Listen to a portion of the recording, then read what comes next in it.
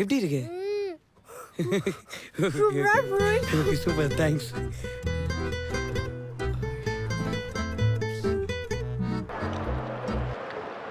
பிரவீன், நம்ம என்னோட 6th ஸ்டாண்டர்ட்ல சேர்ந்து படிக்கிறோமா?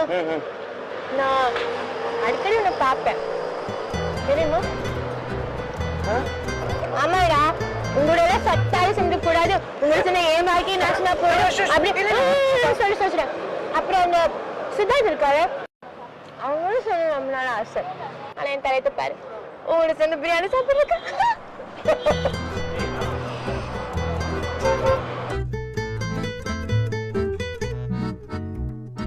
அதுக்கு போன வாரம் எங்கிட்ட என்னமோ நைஸா இருந்தியே, சிவரியா? சிவரியா?